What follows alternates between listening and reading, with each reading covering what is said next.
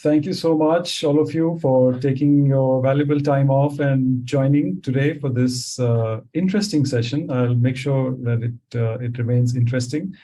My name is Heminder Ahluwalia. I am a CEO and founder of Minervian Consulting. I have about 30 years of experience overall, which is a long while. You can see from my gray hair. I started off my career in Texas Instruments as a chip designer, and then worked in many other organizations, branched off into software project management. So I worked in companies like Datamatics, Informix, before it was acquired by IBM.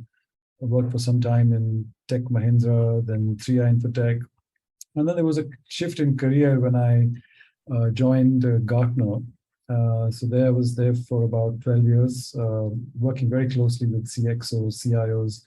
And that's when my interest in CIO-ish kind of topics and things that matter most to C-level and senior IT executives, that interest came from Gartner. So I was there for about 12 years. Then after that, I worked for some time as a full-time consultant in Aditya Birla. I was part of the digital business portfolio. And then I worked for some time as a chief operating officer in a fintech. It was just before COVID started.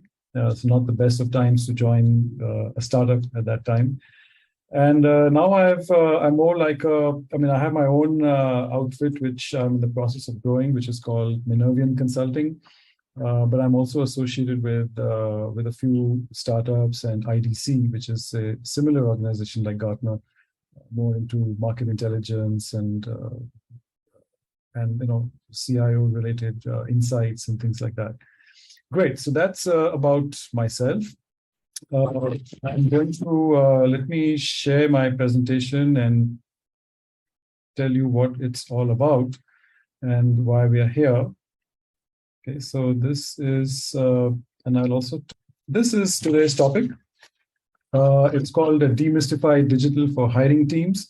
It's a culmination of content which I put together from the public domain, from my personal experience, from secondary research, and insights by talking to CIOs and being in that experience for sharing that experience and being in that business for such a long time.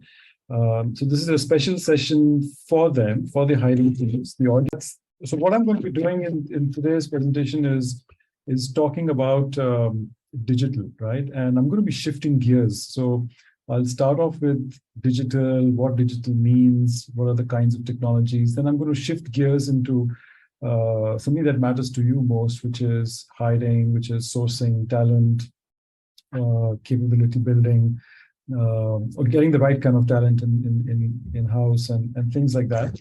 And I have you for about 90 minutes, and we'll see if we can finish early. So I will try to finish early so that we leave some time for questions, right?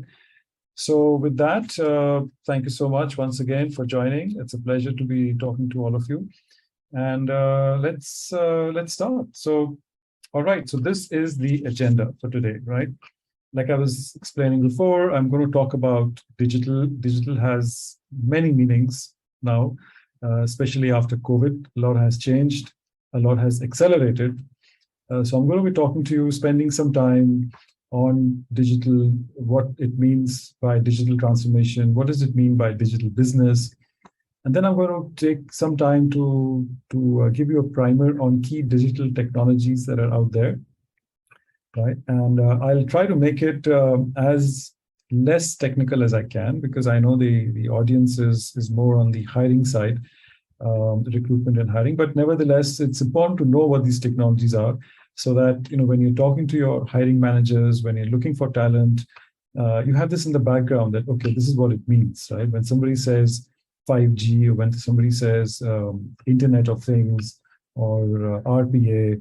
Or AR/VR, what does it mean, right? So there's a section on the primer. Then I'll talk about digital skills and roles, the common digital skills that are out there, what those skills mean, how does that translate into specific roles, and what do those roles mean, right? I'll also be talking about job descriptions, because I know all of you are being in the hiring and recruitment side. The input to you is a job description, right? So how to understand those job descriptions, what to look for, how to challenge your hiring managers, what kind of questions you should be asking. We'll also talk about recruitment strategy, best practices.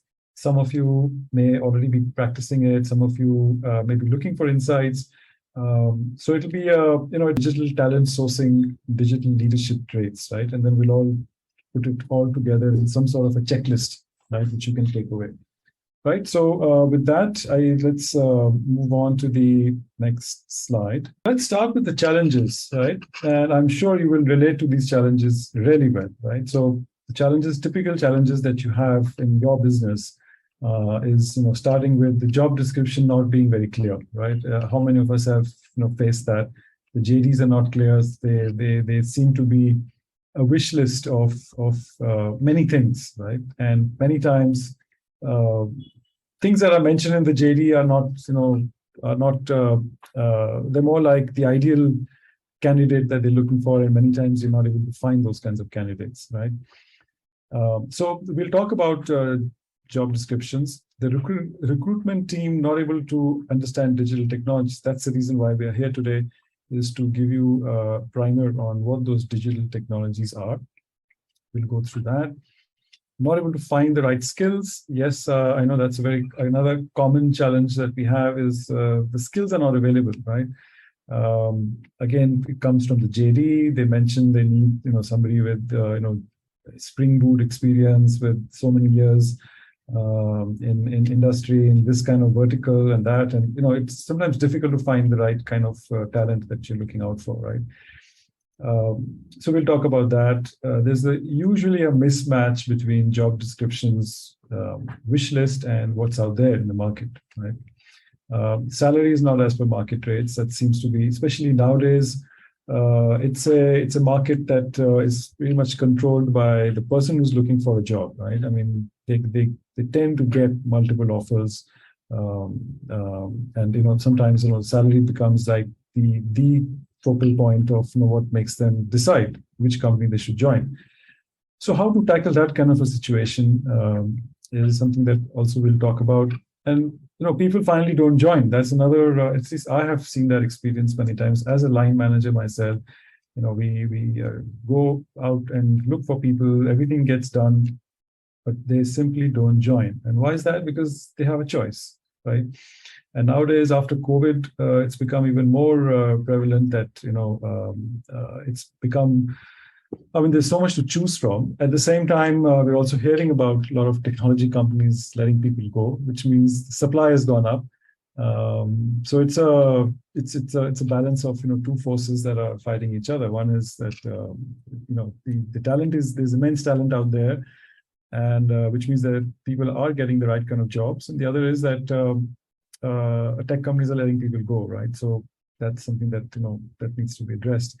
Cultural fit is another big challenge, right? I mean, usually, and I know as hiring managers, you try to do your best to find the right cultural fit, but I have seen, at times being in this business on the other side of the fence, not as a hiring manager, not as a recruiter, but as a hiring manager.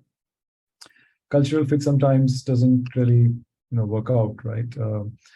We'll talk about that. And of course, the company image, that makes a very big difference nowadays. How your company is projected, right? Through various means, through social media, through, other channels. What do people think about your organization, right? Or my organization? Why will they join you, right? So those are some of the common kinds of challenges. So now let's get into what is digital. But in order to understand digital, digital is a very common word that's being very, openly and blatantly used, right? But to have intelligent conversations with anyone on digital, it's better to understand three things. One is digitization, digitalization, and digital transformation, right? These are three things that come under the purview of digital, and they mean different things, right? So what do we mean by digitization, right? So digitization is the transformation from analog to digital, right? Or a digital representation of a physical item. So it's basically something that was done in an analog fashion. You have simply made it digital, right? Something that, or for example, let me give you an example, like customer portal, right? Now, customer portal is a digital representation of a form of business that was possibly being done, by pen and paper, right? By phone calls or by other means. And now it has become digital because it's the same process, same workflow, but now it is in an electronic format. Or similarly, RPA. We hear a lot about RPA, which stands for Robotic Process Automation. And RPA is nothing but, and we'll go through that technology. It's nothing but, it's an automation of some of the very mundane tasks that humans normally do, but now software does it, right? Again, that is a form of digitization because you're not changing the business process, right? Then we move up the ladder to digitalization. Now, digitalization means that you're using digital technologies, which we'll go through in a while, and you're also using data, right? So now data becomes the key connector, the glue, the oil, as they call it. So using data to create revenue, improve business performance, replace, transform business processes, and so forth. Now, to give you an example, video analytics, right? Now, video analytics is or industrial IoT, right? We'll go through IoT in a while. But these are, where you're using a combination of technologies and there's a certain output that's coming out from there, and you're using the data that's coming out from that, you're using it to make certain decisions, right? So there's a data element involved in it. So that's digitalization. And then you have digital transformation, which nowadays everybody talks about. And again, we need to be very clear what this definition means, right? So digital transformation is actually a complete overhaul of the way you're conducting business, right? And to give you an example, like these platform ecosystems, right? So you've got these platforms that have come. For example, Amazon is a huge platform, right? They're the pioneers of digital transformation. Or you'll have for example, like Uber and Ola. These are all platforms, right? These are platform-based businesses, and they have transformed the way business gets done. Or things like selling data analytics as a service. This is a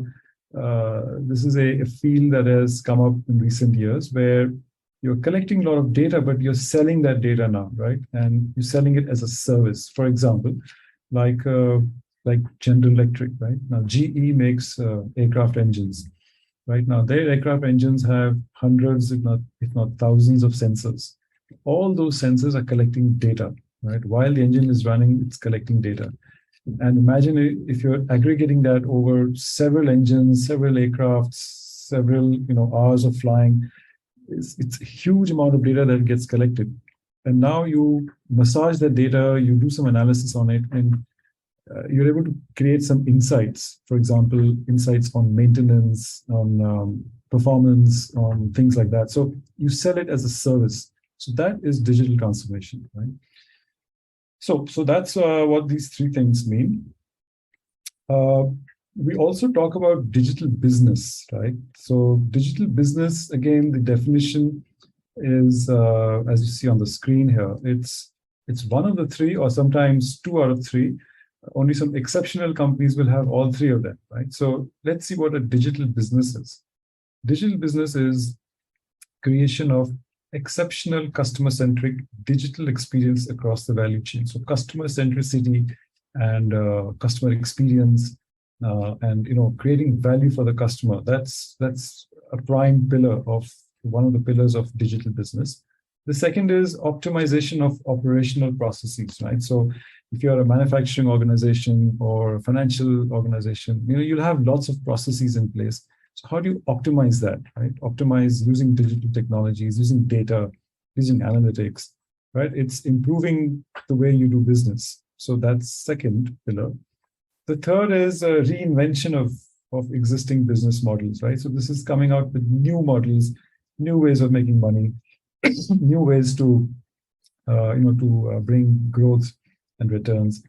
And what you see on the right-hand side are some organizations that I picked up. There are thousands of such companies out there in the world, right? But if you look at a few, right, let's look at John Deere, right? Now, John Deere is a tractor and agricultural equipment company.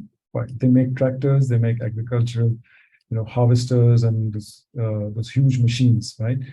They sell that, fine. They make money out of that business, but they also sell a service, right? They sell uptime. How long is your harvester going to be operating? When does it require maintenance? When will certain bushings and bearings and other kinds of equipment that make up that harvester, when are they going to go down? When is it going to break down?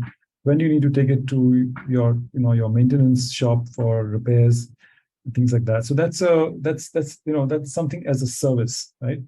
So it's a digital business because it's a new revenue model, right? They make a lot of money through services. Similarly, Toyo tires, right, or Ashok Leyland, they make the core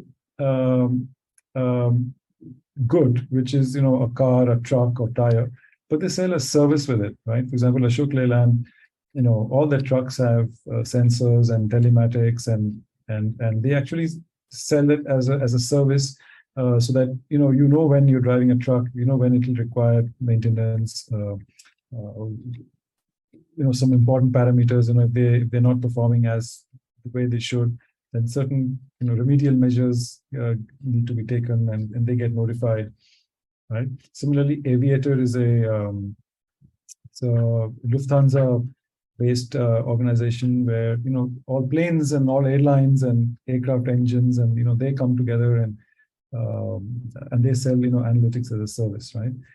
You look at Walmart and Amazon, right? Now, Walmart in the US, it's a big chain, right? It's one of the largest grocery chains. Grocery come other things, but they've got a huge online presence. They do many other things, and that's a true digital business. Amazon is a true digital business, and they're ever expanding. If you look at on the media side, Netflix, Hotstar, these are all digital businesses because one, they're highly customer centric, right? Second, their operational processes are highly optimized. That's why, we don't see it, we don't sense it, but at the back end, they're highly optimized. That's what makes them very profitable, and that's how they're able to scale. And of course, they reinvented the business model, right? Disney, particularly Disney, I mean, they were traditionally, and they still are traditionally in the movie making business, but now they've expanded and they have a very strong presence on online and media and those kinds of fields, right? So they've been able to reinvent themselves. And similarly, I do want to talk about Domino's Pizza as well, because Domino's is a very interesting company. It's a plain old pizza chain, but in recent years they have it's a technology company now, right? And if you've ordered food from Domino's, which I'm sure you have through the app, you would have seen the kinds of things that are, you get notified, what process is going through right now, and where it is in delivery and things like that. But they are collecting a lot of data. They're doing a lot of analysis, creating a lot of analytics. They have tons of sensors, in various in the pizza making business machinery and things like that. So it's a very interesting time to be in these days because you've got technologies available and they're cheap, and people are able to put things together and come up with new business models, right? So that is digital business. Now, digital business just by itself, it sounds it sounds cool, right? I mean, let's collect a few technologies and put them to use. And we change some business processes and we'll be done with it. But that's not true, right? There is a lot that goes in creating a digital business. And these are some of the things that you see on the screen here, right? There is funding, right?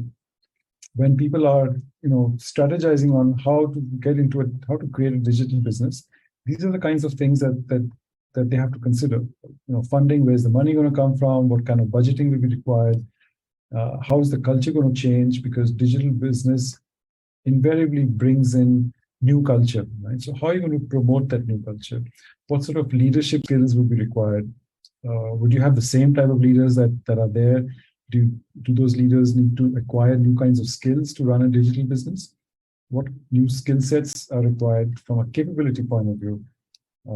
Digital business is never static, right? It constantly needs to reinvent itself, which means innovation plays a very key role. So what level of experimentation is acceptable, right?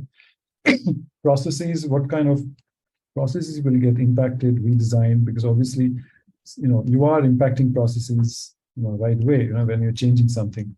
Technology is the core. So what key technologies need to be implemented? How is data going to be handled, treated, managed? Data stewardship, who's going to have control of data, right? And how is data going to bind everything together? How is it going to help in making decisions? What kind of intelligence is going to come out? So all that needs to be designed and thought very carefully when you're, considering creating a digital business. Risk is another key element. How much risk is acceptable to us? There are organizations that are, very risk-taking, and there are some that are risk-averse, right? Do you want to be a follower or do you want to be a leader, right? So again, this is something that, top management needs to take a call. And of course, all of it is going to have an impact on the architecture, right? So how does business, technology, information architecture change? Right? So these are the kinds of things that that need to be considered, when you're considering a digital business, digital transformation, as we hear that term quite often. Now, we talked about digital transformation. You may have a question. You may say, okay, fine. So we hear a lot about digital transformation, and there are teams. So what does a digital transformation team consist of, right? Typically, so you've got two sides to it. One is the core group responsible for delivery, and then the other is the governance management groups, right? So the core group responsible for delivery, these are the kinds of roles, or you would say areas, right? I wouldn't say role, but these are areas which where a lot of work happens, right? So you've got business technology liaisons. So these are people who connect, with the business, right? And they have a good understanding of technology, and they have a good understanding of business, right? So they are more like business relationship managers, business technology liaisons, and so forth. You've got technologists. So these are the hardcore technologists, the coders, developers, programmers. Those come under this category. You have those kinds of people on the team. You've got security and compliance specialists. With so much of digital happening, it's security is taking a toll, right? Especially cyber. So you need those kinds of specialists on the team. You need evangelists. The evangelists are basically who will promote digital, who will talk about digital, who will create that aura of digital in the organization. Their role is basically to help people understand how life is going to be different, when you become a digital business, right? You've got financial stakeholders, because obviously there is budgeting, and finance is a key element to it. You've got project managers to handle specific digital initiatives. You have marketers, right? Because if it's if you remember, one of the pillars of digital business is customer centricity, right? Which means often at times you need to market, right? You need to market it well, both internally in your organization, because you have to sell digital internally, and also externally, because you're coming out with new products and solutions. How do you create that digital marketing, thing, to excite the audience, right? To excite, your future buyers. You have implementation leads, because all of it needs to get implemented in some way or the other. So these are also technologists in a way. So again, so that's the core group responsible for delivery, and you have now all, okay, so you need governance management groups as well. So you need C-level influencers. They are the sponsors. They need to be on board. And C-level meaning the CEO, CMO, Chief Marketing Officer, Chief Technology Officer, Chief Information Officer, right? So these are all the C-level people. They need to be, on board, and they need to be convinced that, and they're the ones who are actually going to, drive it from the top, right? The commitment has to come from them. So then you have corporate communications, uh, because again, digital business is going to bring in new culture, new way of doing things. So communication plays a very important role, both inside and outside. So CorpCom plays a very key role in ensuring that digital progress is being made in the organization and things are going to change. You have digital steering committees, which are nothing but the normal steering committees, but with with the nuance of digital in it, which means they need to think fast, they need to think quick, they need to have an agile approach to their thinking. They need to have a fail fast and move on kind of mindset, right? Because in digital, you try out a lot of things, and 1 out of 10 might work, right? So there's a fail fast and move on kind of a mindset that's required. Digital PMO is all about managing projects, right? And then the key thing to note about digital transformation, digital business is that it's a journey, right? It doesn't happen overnight. It requires a multi-year roadmap, and it takes time, right? So that's what a typical digital transformation team has. Right? Let's move on. So now I'll take you through a primer on digital technologies, right? To basically tell you what they all mean, right? So these are the most common digital technologies out there, and again, there is also these technologies either exist on their own or it will be a combination of a few, right? So you've got artificial intelligence, machine language, your blockchain, your big data analytics, you've got augmented reality, virtual reality, you've got Internet of Things, you've got RPA, robotic process automation, you have drones, robotics, right? You've got cloud, which has been there for a long time now, but it's becoming more and more prevalent, and a lot of organizations are moving on to it. You've got 3D printing, you've got 5G, and then there is APIs, right? Now, APIs are, and I'll tell you what that is, they play a very key role in today's digital businesses, right? So let's go with the first one, artificial intelligence and machine learning. So we hear a lot about AI, right? AI is nothing but it's a science. It's a big, it's an umbrella item, right? And many things come under AI. And AI is a science of how to train the computers so that computers can do things which at present humans can do better. So that is basically what the definition of AI is. Under AI, you've got three main things. You've got machine learning, you've got artificial neural networks, and you've got deep learning, right? You would have heard of these terms.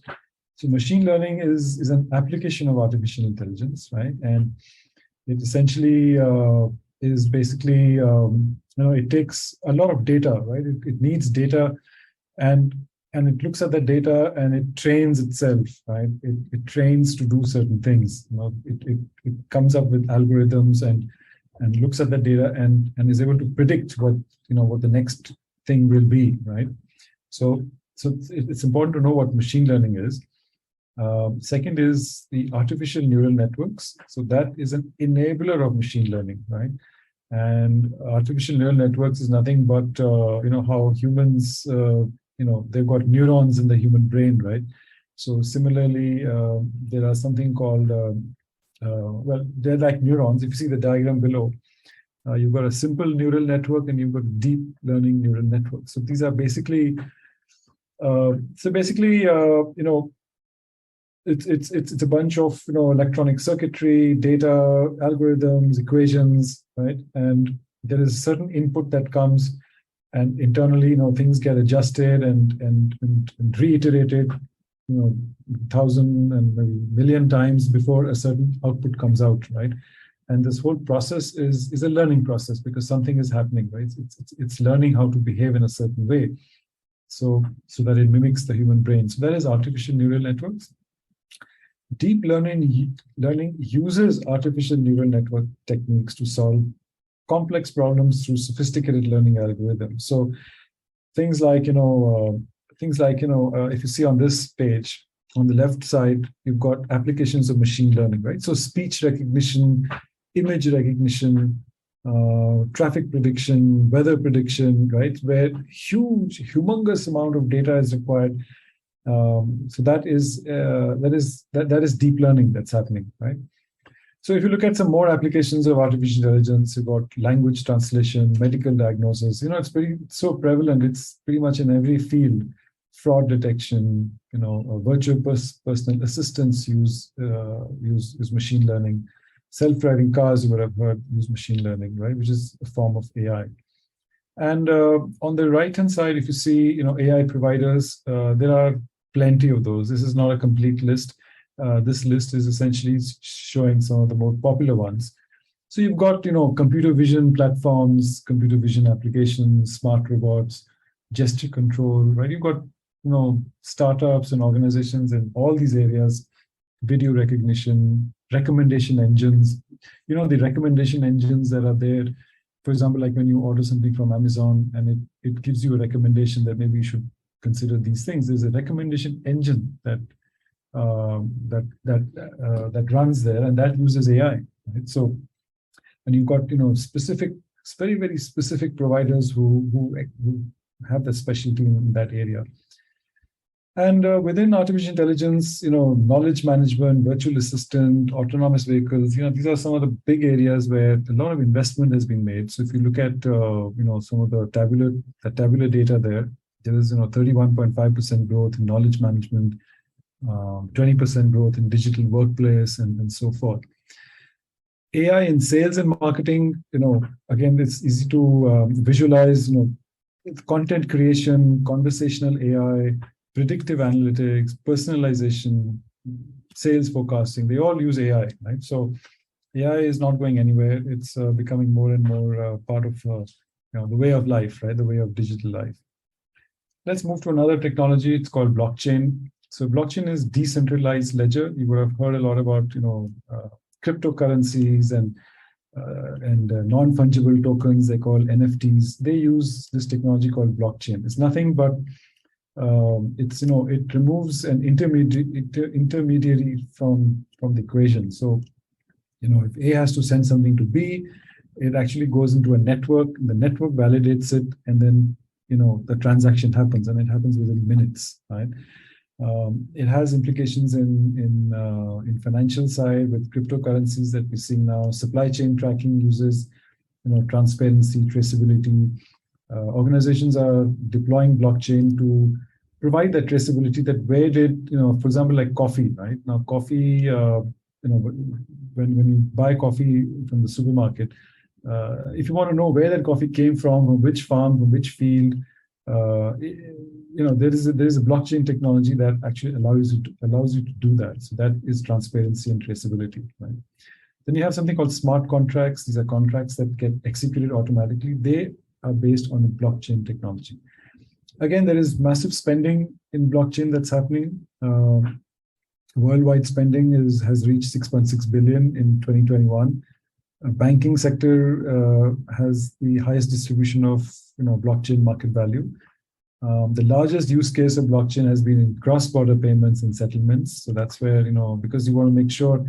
See, about blockchain, if you see the thing in the yellow at the bottom, there's trust, transparency, verification, and immutability. That means it cannot be altered, right?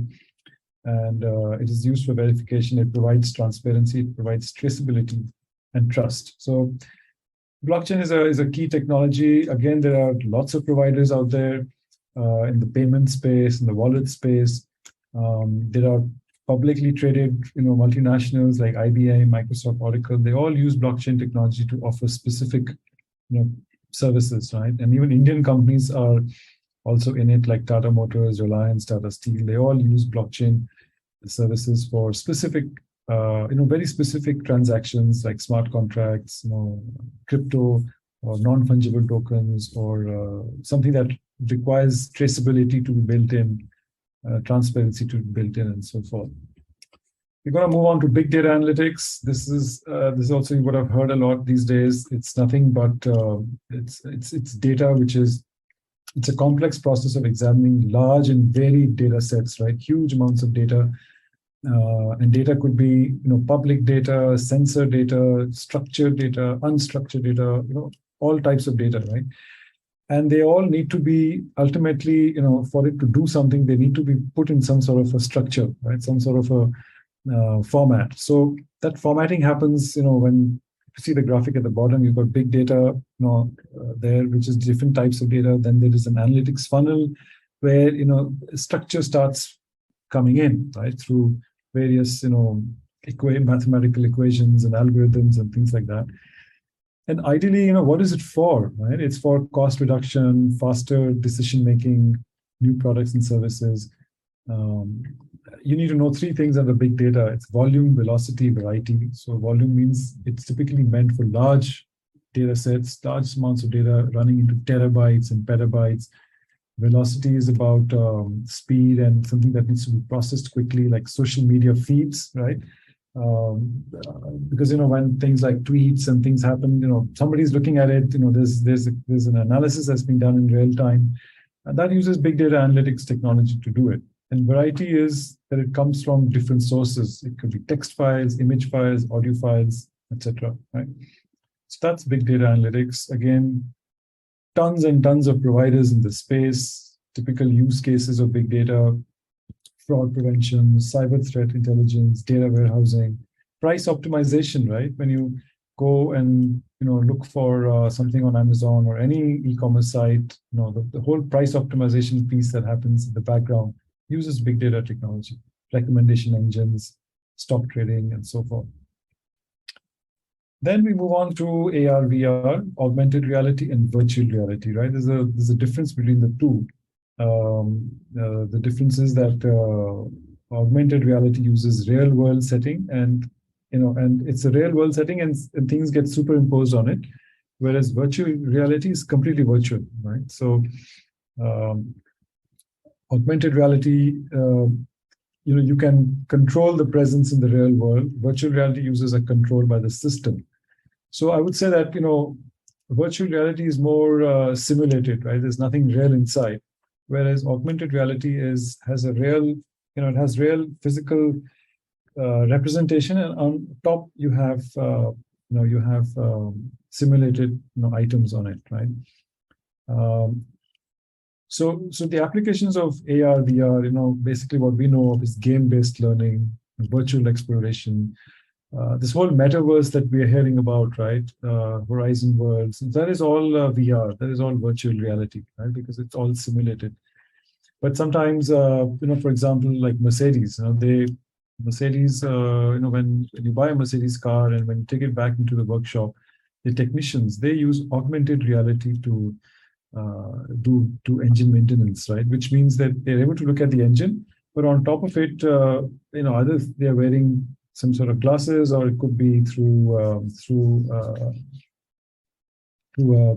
like an iPad kind of a interface. They're able to superimpose, valves and things that they can control through that handheld device and understand where the problem is. If it's an engine that needs to be repaired, right? So again, there's massive investment going on in augmented reality, virtual reality. We expect about $300 billion, of investments in 2024. So again, metaverse is leading the pack from a virtual reality perspective, and there are many other organizations getting into it. I don't expect you to read this, because it's small, but my whole point of showing you this graphic was that there are hundreds of companies that are offering products and services in the AR, VR landscape, right? If you look at some like advertising and marketing, books and business and peripherals, photo, video, all have applications in the AR, VR space. We move on to Internet of Things. Internet of Things is all about sensors, devices, and it's just not a sensor by itself, right? There's a sensor, a bunch of sensors. They need to be connected to something called a gateway, where all the data gets collected, and then that gateway connects to the cloud to do some processing, and then back comes, some sort of decision-making analytics, and then finally it gets shown on a user interface. If something needs to happen with that particular device or devices, right? So like it says here, by 2025, there will be 152,000 IoT devices connecting to the internet every minute, right? So now, because sensors have become extremely cheap, everything has a sensor. As long if there's a sensor, it can be connected with an IP address, or it can be connected to the internet, and it can be aggregated through some sort of a gateway. Lots of things can happen with it, right? So again, Internet of Things, has huge applications in pretty much everything from smart products, energy management, fleet management, supply chain management, right? So these are sensors, and this market is growing at a phenomenal rate, right? In 2021, it grew up to $158 billion. So it's a very it's a key ingredient, I would say, of digital transformation, because anything that needs a sensor, and if it needs to be connected, then it's part of digital landscape or digital transformation, right? So we call it IoT. If we're talking about factories and manufacturing sites, then it's called industrial IoT, IIoT, right? Which is connecting machines with sensors so that you can monitor those machines, their temperature, their vibration, the sound. All that happens through sensors, and those sensors collect data, and that data gets aggregated, and certain decision making happens on it. So that's basically what Internet of Things are, right? Again, lots of providers that we see over here, pretty much into all aspects of business, like there's IoT industrial, IoT retail, in security, utilities, right? You can imagine that where all can you put sensors, right? I mean, if sensors are cheap, and you can put them together in some sort of an aggregated manner, and some decision making can happen based on the data it collects, then it can do wonders, right? We come to RPA, robotic process automation. You would have heard of this term a lot. Now, RPA, there are two types. There is unattended bots. So a bot is nothing but a software robot, right? And these are tasks that run in the background, right? So they don't require much of human intervention. For example, like in financial services and banking, automatic data validation, or in healthcare, you got patient data migration processing, or reporting for medical bill processing, things that happen in the background. These are routine tasks that get automated. So we use the term robotic process automation for this, and it's called unattended because it happens in the background. Then there's something called attended bots. So this is what I think most of us are familiar with, and these are computer programs that are designed to work automatically, but it requires human intervention. For example, chatbots, right? We've all experienced chatbots, transactional bots, which help you carry out a transaction, informational bots, which actually will give you some information, right? So again, this is all part of RPA, and it requires human intervention. It also has applications in employee assistant, virtual agents, customer assistants, speech analytics, right? So these are bots that require human intervention. And you also have something called bad bots, right? So bad bots are, what hackers use, right? Hackers and spammers and scrapers. Again, the key thing to note here is that these are software programs that run automatically, but it requires some sort of human intervention, right? Whereas the early one didn't require human intervention; it runs in the background. Again, this is the bots landscape, which just to show that it's a big area that is of focus. Now, drones. All of us are familiar with drones, what they are, what they do. But they have huge implications in manufacturing, inventory monitoring, asset monitoring, compliance. And drones are also known as unmanned aerial vehicles, right? So UAVs, we call them. And doesn't need much of an explanation what they actually do. But just to show you that, most of the drones that are out there from an industrial use. I'm not talking about entertainment. They're used a lot in construction, right? Because in construction, you need to look at the construction sites. An aerial view is required. Sometimes inspection is required of, if you're in the refinery business and you've got these huge towers and pillars and those need to be examined. So how do you examine them, right? There are drones that actually do the analysis. They're used in mining a lot. They're used in agriculture to look at crop yield and even spray, pesticides and those kinds of, treatment, crop treatment related is also done through drones. They're used for surveying, right? And real estate as well. So drones are another key area to be aware of. Cloud platforms. Cloud has been there for almost 2 decades.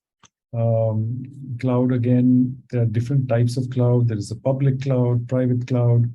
Public clouds are like Amazon, Azure, AWS, Amazon, Azure, Google Cloud. These are all public clouds. And you've got something called private cloud, which is closed loop, within the organization, within the company. Dedicated cloud. There's hybrid, which is a mixture of public and private. So multi-cloud. So there are different types of. Cloud is nothing but something. It's a mechanism that offers flexibility, scalability, security, cost, efficiency, and all those kinds of things. And it's primarily used as a service model, right? So you don't have to own a lot of IT infrastructure. You could have it on the cloud, let somebody else manage it. And there are different models. There is infrastructure as a service, which we call IaaS. There's platform as a service. There's software as a service. And it's all, the differences are all in how much you own and you have control over what the provider has, right? So software as a service is something that the provider has complete control. You don't have to do anything. You just need to get on the system and do your business. Whereas infrastructure as a service, you would own your application, your data, your runtime, middleware, right? And some of it would the service provider would manage. So it all depends on how, what sort of a landscape, the IT division wants, and then they go for that particular offering, right? 3D printing is another area which has become quite dominant, and it's also called additive printing, and it's basically 3D printing is nothing but printing of parts, right? Small parts, big parts, and it's done very quickly through something we call sintering or melting or stereolithography. These are all processes of how 3D printing happens.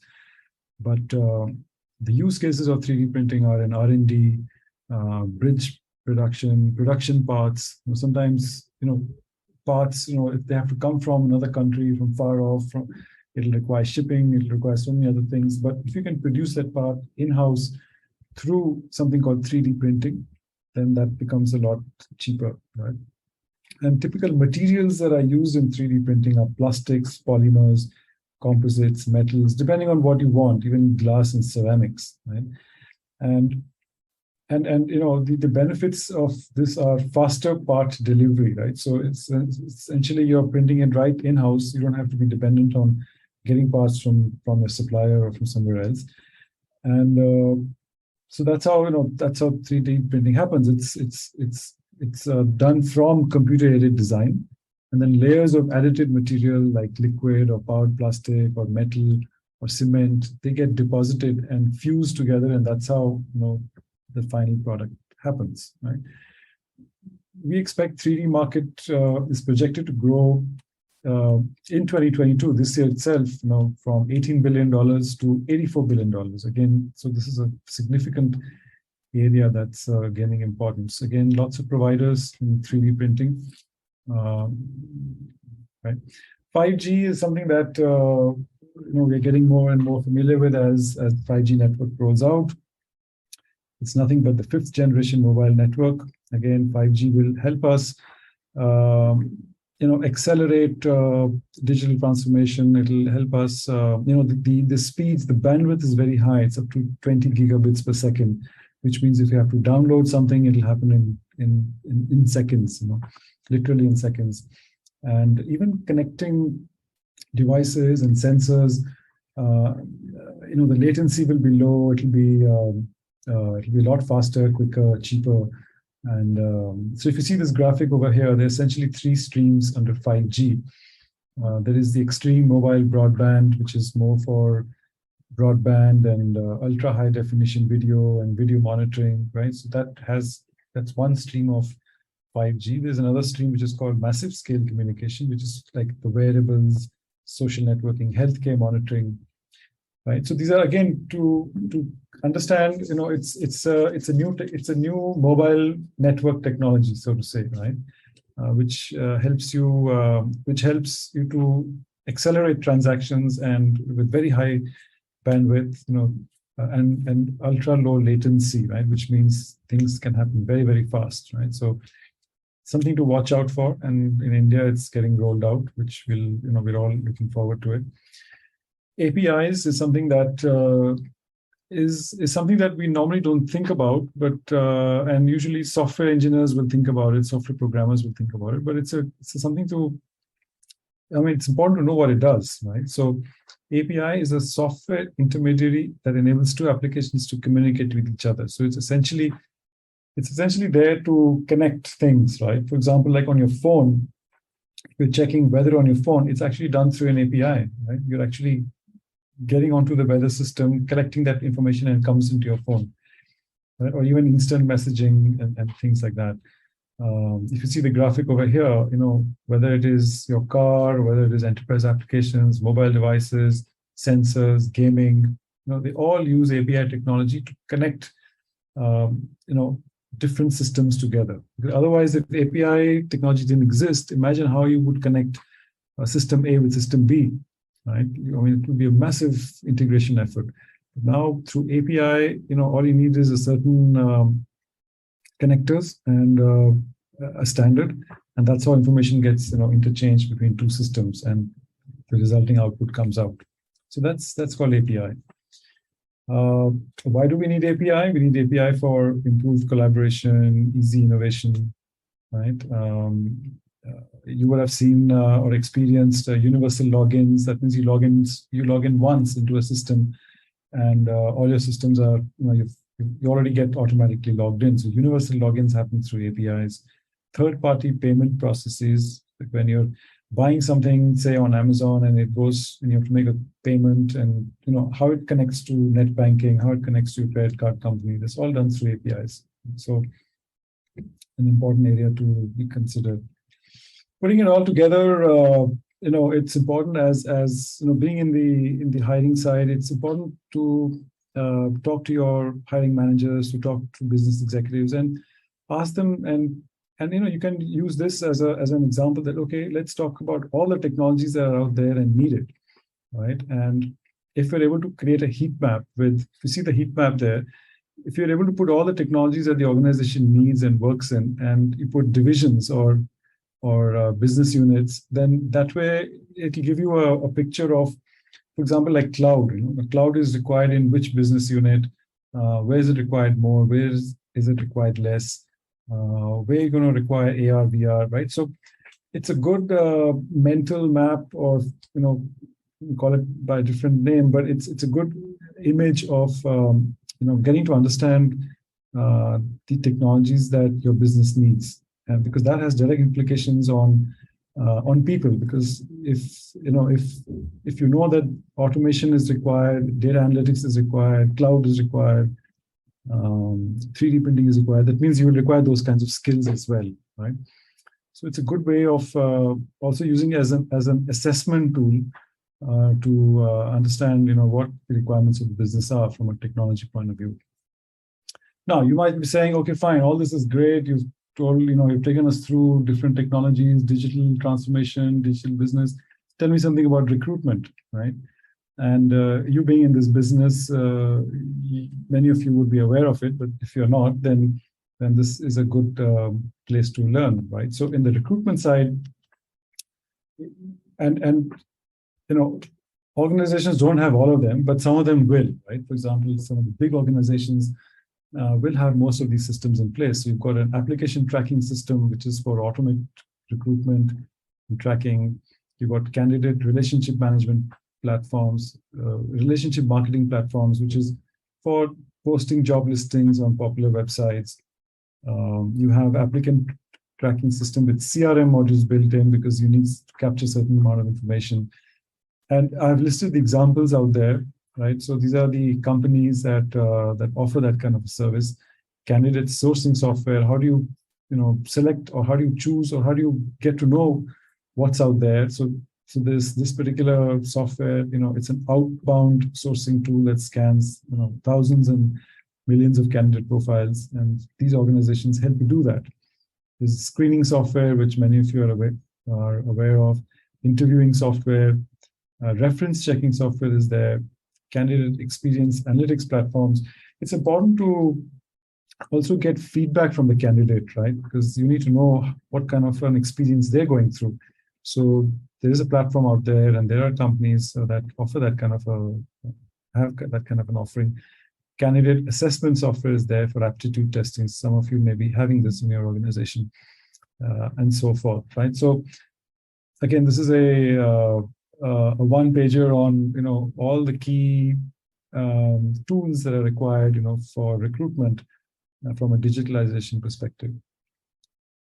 All right, now I'm going to shift gears, and I'm going to go more into your space, which is skills, roles, sourcing, JDs, recruitment, things like that, right? So my first part was more on digital and to give you an overview of what the landscape looks like. And now we're going to get into this space, right? So digital skills landscape, again, there are plenty of skills out there in the world and in the digital world, but something to be aware of, right? So some key ones are, there are skills that are available in plenty. For example, programming, app and web development. So these are your typical programmers, coders, developers, mobile app developers, right? So you've got that category. You have digital design and data visualizations. And these are people who actually look at data and create, analytics, create visual representations of that data. So that comes under this category. Digital project management is all about Scrum and Agile, and basically Scrum and Agile is the key foundation of digital project management, which is faster way of doing things. And so that's that. Digital product management is all about how you're creating roadmaps and features for your product, your digital features, and how's it going to be, basically how's it going to evolve, right, over time, and what sort of releases are going to happen on it. So that happens. That is a digital product management category that comes under that. Digital marketing, we hear a lot. So that is all about content marketing, search engine optimization, campaign management, right? So that is digital marketing. Data science and analytics is, again, it's a very key field, and a lot of organizations have data scientists, data analytics people. And it's all about looking at the data and creating patterns, making sense out of it, creating algorithms, which will ultimately help you make quicker, faster decisions, and help improve business processes and so forth. So these are people who come with that background, with a data science background and analytics background, and it's important to know that that's a category by itself. Content marketing and search engine optimization, again, is part of digital marketing. Then you have specialized skills, which are hard to find, right? Like blockchain, architects, developers.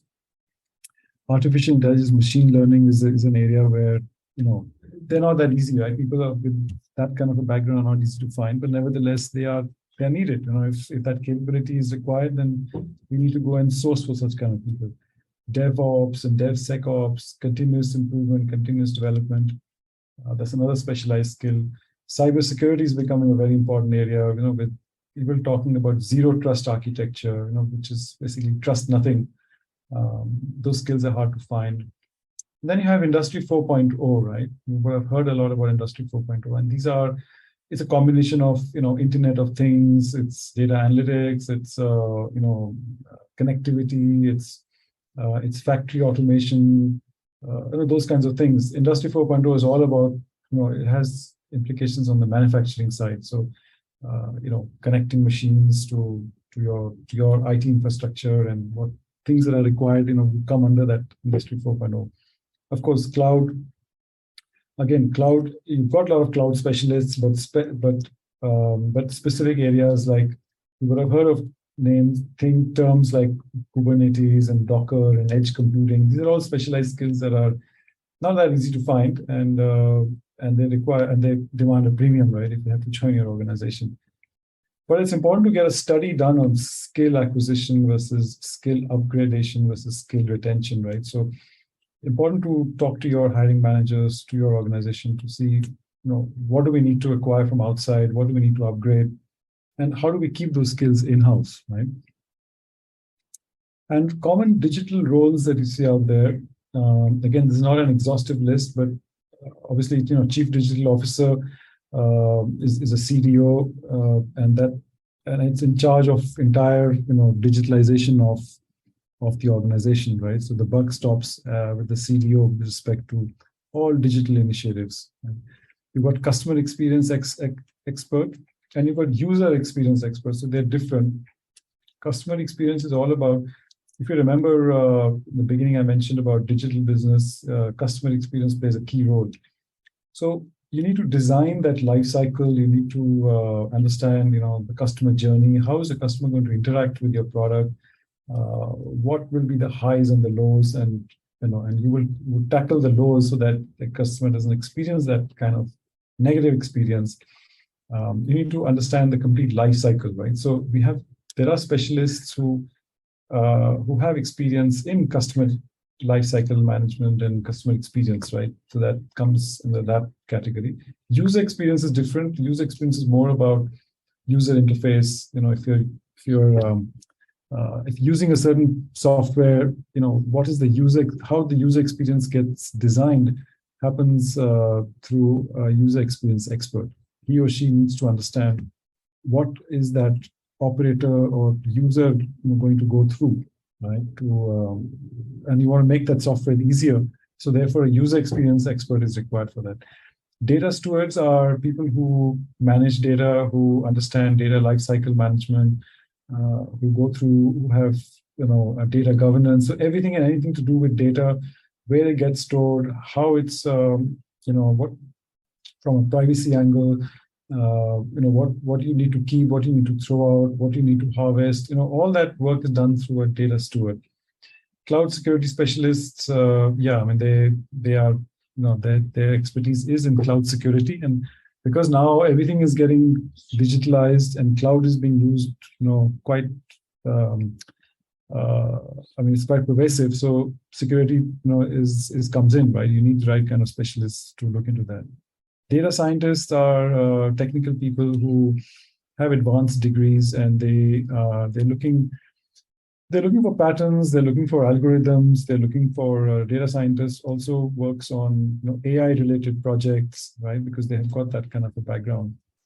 Data ops engineers are it's a combination of data and operations.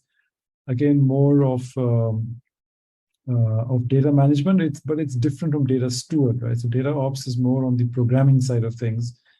How is the data coming out, from this application going into that, and so forth. Digital product manager is, I think I'd mentioned about this earlier as well. So they're more into the product, right? So product lifecycle, product roadmap, a bit of marketing, and also comes in because that product needs to be evangelized, right? So a bit of marketing would be required, if both internally and externally. Solution architects are, again, this role has been there for many years, decades probably, but these are people who are actually designers, right? Who design the solution and look at the information architecture, the business architecture, and technology architecture, and that comes under solution architect category. Database administrators, as you know, are people who handle databases and who know how to work around databases and suggest which are the best databases they should be using, and the nuances of all of that. System integrators are people who work together and actually get the implementation done. Either it could be a system integrator firm, which is the likes of, TCS, Infosys, and so forth, or it could be a role within the organization, which is, somebody who's tasked with making sure that, all these different varied systems work together in a seamless manner. You also have a new role, which you must have been hearing a lot about, which is head of automation.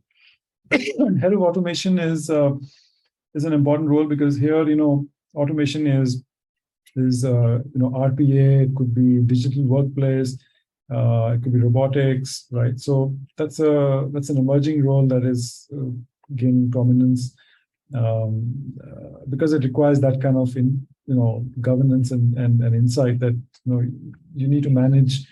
RPA is a separate category by itself. Robotics is a separate category, and sometimes you have somebody who is managing all of this at the top, and that role is usually head of automation. So these are some of the common digital roles. Important considerations for hiring managers. You as hiring managers, obviously, you're always looking for realistic job descriptions, right? And we all want realistic job descriptions. And like I said in the beginning, most of the job descriptions that we see are wish lists. But that's something that is something that needs to be looked into very carefully. Must have knowledge of market rates for position and skills. You should be completely aware of what kind of comp rates and what kind of skills are available. Awareness with hiring manager on compensation resource availability. So many times there's a disconnect between what the hiring manager thinks the compensation should be and what the recruiter thinks, right? So that sync up and that awareness needs to happen so that they know that this is what's available and they're able to write proper job descriptions. Extent of compromise on quality. So here again, it's a balancing act that needs to be played between experience, salary, and availability, right? So sometimes you can't have all. You can't have somebody who is highly experienced, demanding a high salary, and also available very quickly. Sometimes that happens, but again, it's a balancing act that one needs to be aware of. Company culture is important because now with this whole digital workplace and hybrid way of working, people are looking at the organizations that they want to join, or organizations that they don't want to join, right? So work, place of work, timings, operating model become very important for them. So that's something that needs to be made known to hiring candidates, as to what kind of an organization you represent, right? And again, now we're seeing, the worker types are changing. There is the gig workforce that's coming in. So sometimes, it might be better to suggest a gig kind of a worker type if one is not able to get the right kind of resources, or on contract or full time. We're familiar with contract full time, but gig is something that is there are a lot of people who are opting for a gig kind of a model because then they can work on other projects and other kinds of assignments, right? So job descriptions, right? Now let's switch gears to analyzing job descriptions. Now, a job description should definitely have, it should definitely have, title, position, requirements, education, work experience, duties, responsibilities, skills, salary range, company culture, and typical day, what a typical day would look like. It should definitely have those, and many of them do have those. The only problem is that they are very lengthy, and they're very long, and there are sometimes just, a lot of words that have been put in, right? And they run into pages. Sometimes that loses its meaning. So best practice here is that it should be kept brief and yet precisely focused. You should ask yourself, and then the hiring manager, some questions. And my philosophy in life is that if you're able to answer these 6 questions, you're pretty much sorted, right? Which is the why, what, how, right? So if you come across a job description, you should know, or you should, as you go through it, you ask these questions: that why is this role being asked for? Why is this role being asked for? What is this role going to do? And how is it going to benefit the business, right? Many times, because we are busy as recruiters, sometimes a lot of JDs come our way, right? And sometimes we don't have time to really look into all those. But a good practice is that all JDs should be looked into from this perspective: the why, what, and how, followed by where, when, and who, right? So where is this role going to happen, and when is it required, and who is this role going to report to?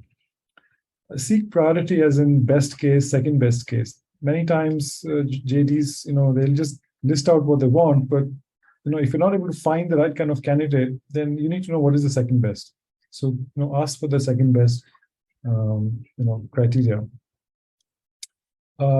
Ideally, it should have must have, nice to have, and top class, right? So many times the JDs will not have that kind of a breakup, but it should. But this is a must. These are the must-have skills, basically what we call hygiene skills. These are the nice to have, and ideally, if we can get the third category, then we're going for a top class candidate.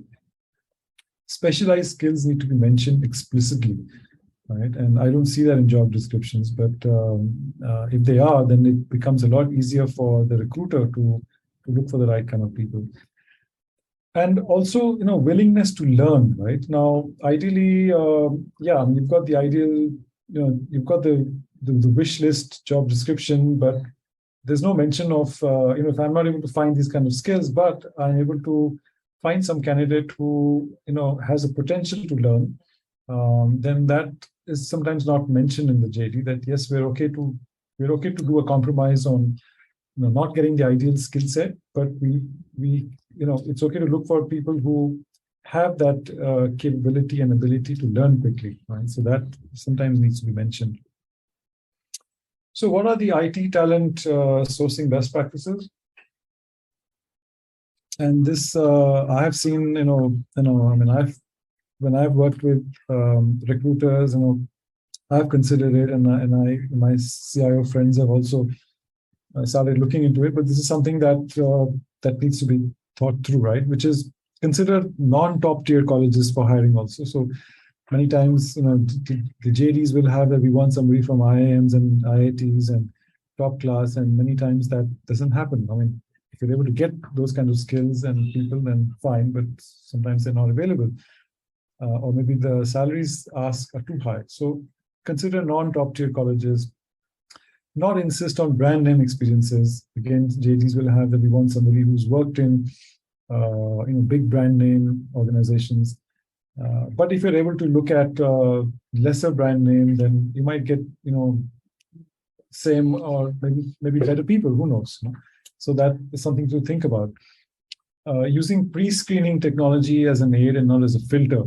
There are a lot of, there's recruitment software out there which actually filters a lot of resumes, which sometimes should have gone through, but because maybe they were not written in a certain way, they get filtered out. So my advice would be to use a pre-screening technology as an aid and not as a filter. Not everything should be through pre-screen technology. Something should get through so that you're able to look at resumes which are otherwise getting filtered out. Look at talent outside of IT. So maybe there are, in some cases, there is potential for people who are not in IT but they show potential to carry out that kind of those kinds of tasks that are required. Then maybe that can also help. Not getting stuck on specific skills only, right? So JDs will sometimes be very clear that we want only these kinds of skills, but again, it's important for the recruiter and the hiring manager to sit together and work out a plan that, okay, these skills are not available, so let's look at some other skills, which are also fine, and maybe over a period of time, that person will learn. Important to set realistic expectations.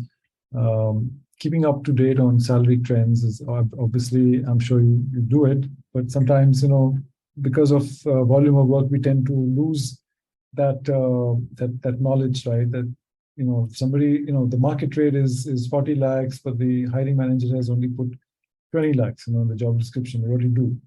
And so it's important for the hiring manager to know that this is the market rate and there's pretty much nothing that can be done, and that they need to readjust their JD. bring diversity into the interview panel, keeping a manageable number of interview rounds. Sometimes, there's so many interview rounds, people get put off. And with now with the new work model that has evolved, people don't have too much of patience to actually go through a lot of rounds, right? They will switch and go elsewhere. Keep a balance of soft skills versus tech skills. We sometimes tend to look at more at tech skills and not look at EQ and some of the other soft skills, because soft skills play a very key role in the overall personality, personality development and team leadership and those kinds of areas that are important to look at. So the balance needs to be maintained. Not being biased about people who are unemployed or underemployed, right? We tend to, as recruiters, sometimes we will not look at those resumes where people have either switched too many times, or maybe they've been unemployed for a long time. Maybe there's some compelling reasons why they went through that, but sometimes there are good people who are also, who are available, and they just happen to be unemployed for a longer time. So not being biased, that's my message there. Looking inside the organization also instead of on the external. Sometimes there may be talent inside which we are not aware of. So again, that awareness needs to happen, and that visibility needs to be there. Look for immediately available talent inside or being trained. So maybe there is someone available internally, which is similar to the previous point, or maybe somebody's being trained already. Again, the whole point here is the recruiter and the hiring manager need to sit together and be in sync with the reality that's out there, because at times hiring managers sometimes seem to be out of sync, right? Seem to be out of reality, and recruiters are, right? So I think that is the key message that I'm trying to say here. So what is a great digital recruitment strategy? Well, one is, of course, there are some pointers that I mentioned here. As a recruiter, it's important to understand the ideal applicant lifestyle, right? And many of you or some of you may be doing that, but it's important to understand, today's generation, their online habits, social media habits, lifestyle desires, and what do they really care for? Talk about company brand and share the content, and that's through making sure that the website, the blog, social media handles, email newsletters, employee testimonials, they're all there, so that people who are applying in your organizations, get that feeling that yes, the organization cares about the brand and consciously wants to promote and candidates have a better chance of joining such organizations. That's what I'm trying to say. Establish a presence on social media, so popular social media sites like YouTube videos, LinkedIn ads, tweets, and I know a lot of recruiters are doing that, but it's just a point that I thought it should be mentioned. Providing seamless candidate experience is critical, right? Again, today's candidates and today's future employees don't have too much of patience to go through a lot of clicks, right? So there should be every effort made by the recruiter, by the organization, to make sure that the candidate experience is smooth. Build a recruitment brand, which means you're constantly, as a recruiter, looking at your reviews like Glassdoor reviews and making sure that the organization gets featured in great places to work, because these are ways of attracting people into the organization. Automate recruitment workflow, which is, and many of the organizations have started doing that, and they have it. Nevertheless, it's a point that needed to be mentioned, so I thought I'll put that in there. Set up a feedback system for recruitment from candidates. Right, it's important to know what was the candidate experience, what did they go through when they were applying, so that you can constantly improve your recruitment strategy and make sure that you get the right kind of people. Pick the right tools and software to manage recruitment, and some of the tools that I mentioned earlier, some that one could select and implement. And of course, put metrics in place to measure recruitment effectiveness, right? How effective are you as a recruiter? Are you spending too much time looking out and not getting the right kind of people? If that's so, then certain corrections and remedial measures need to be put in place. But nevertheless, metrics need to be put in place, because then you can measure your productivity and efficiency. Now, where do you look for people, right? Source for seeking digital skills. Now, this is a graphic from Gartner. It's from 2023 Gartner CIO report, where they actually interviewed 2,203 CIOs and asked them this question of, where do they get their people from, right? And I thought this was a good graphic to show. Is that there are some unconventional talent sources, right? Which, if you look at graphic here, the blue is using talent resources, and the pink is, or magenta is, not using talent resources. So look at students, interns.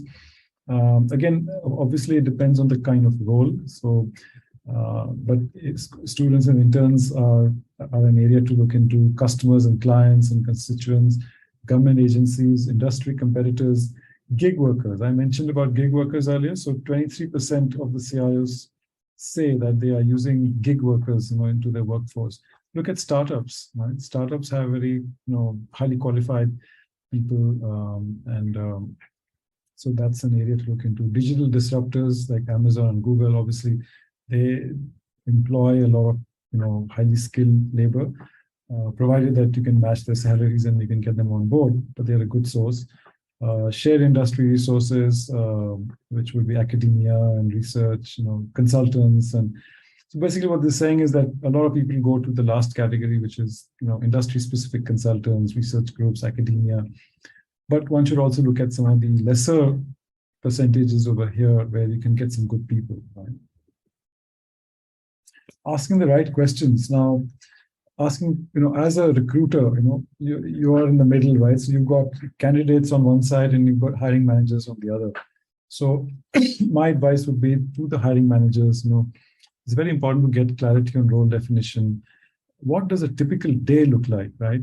Sometimes job descriptions don't have that, they don't give you that visibility, or the recruiter may not be aware, but it's good to know what a typical day will look like for that particular candidate so that you can articulate it better when you're talking to candidates. Type of employment, are they okay to look at gig workers? Are they okay to look at part-time or on contract if you're not able to get full-time? Balancing the urgency, availability, experience, and compensation.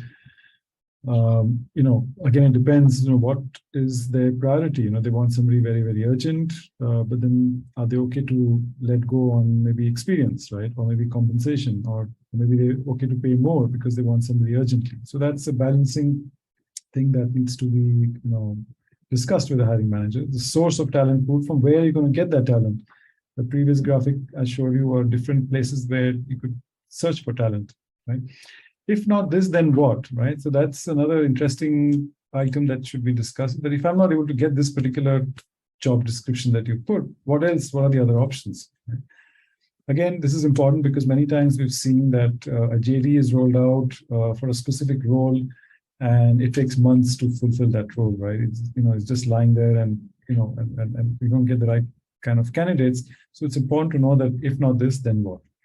To the candidates, on the candidate side, it's important to show empathy. Empathy is very critical nowadays, with very short attention span and the kind of things that candidates are going through, because it's become more hybrid, and they become more demanding, right? So it's important to show empathy.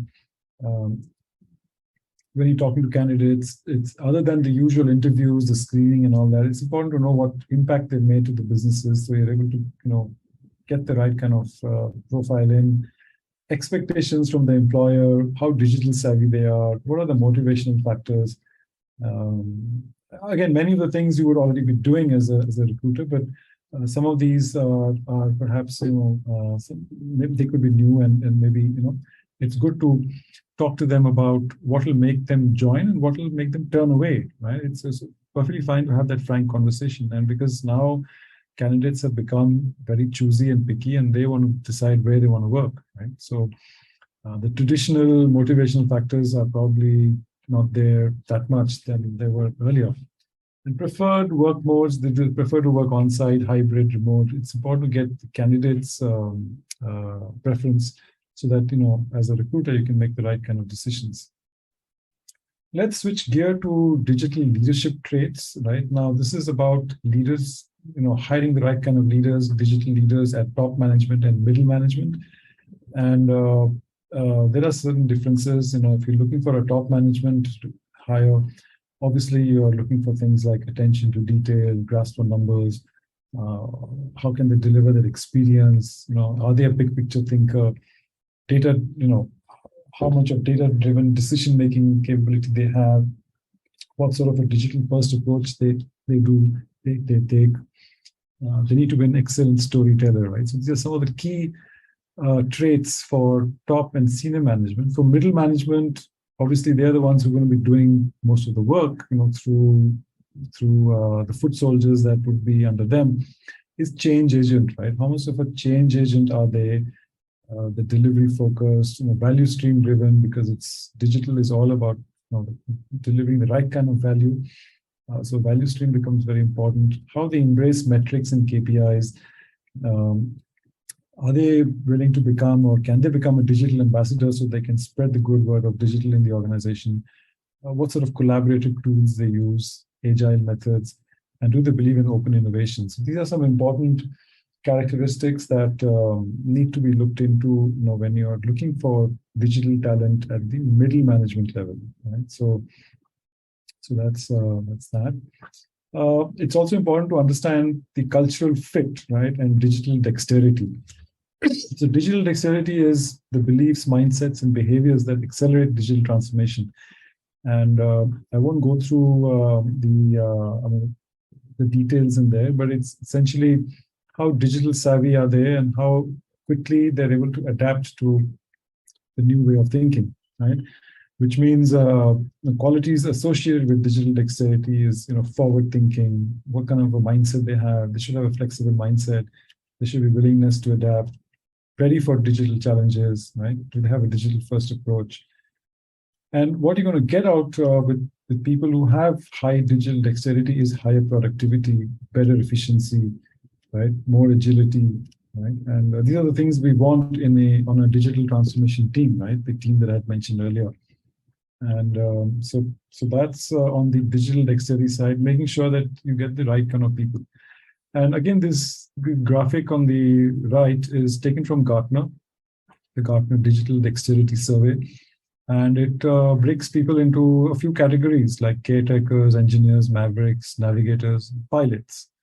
And caretakers are people who actually really don't care about digital that much. Engineers are the ones who are more, late career experts in digital technology, who are satisfied with their work.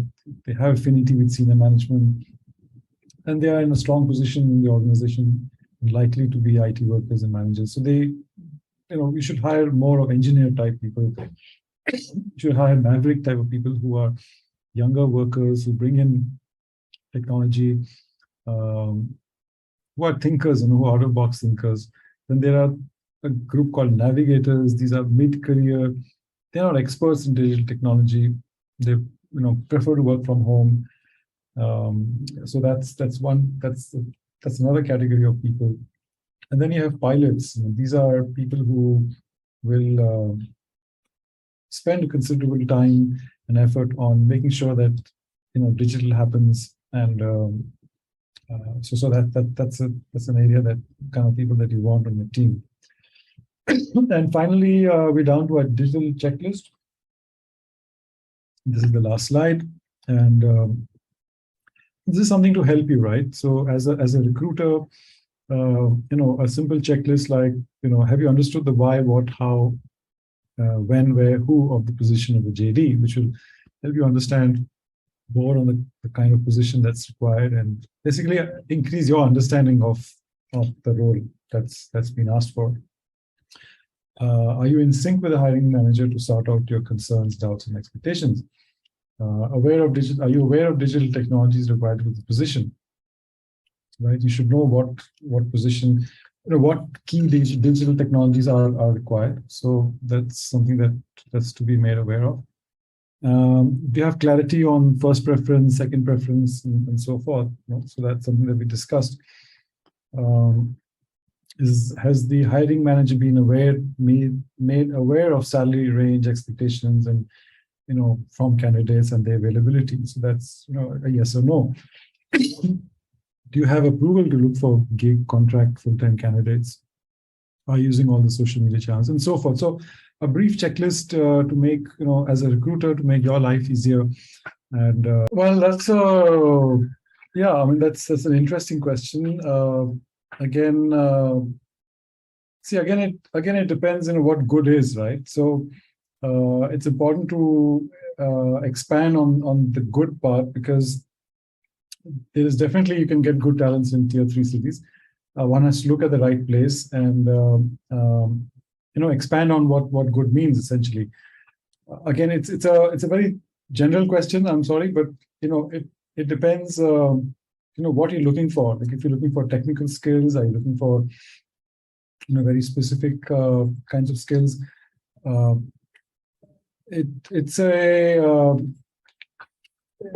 It's not an easy answer as to how you can get good talent, but I think as an organization, if you're able to market your organization and make yourselves aware that this is what we do and this is what we stand for, like I mentioned earlier, your websites, your testimonials, and people will automatically apply, right? I mean, if there's a need for a specific skill in a tier 3 city, that particular person will want to know who you are, what you do, and what sort of collateral you have online. I'm sure they'll apply for it, right? If they feel that need is being fulfilled. Okay, anyone else? Thank you so much. I hope it was useful, and you can contact me or you can contact 10xTD, and if there's specific areas you'd like me to address or go into, then more than happy to do it. Thank you once again. And we look forward to more such informative sessions in the future as well. Thank you. Okay, thanks a lot. Take care. Have a good day. Thank you.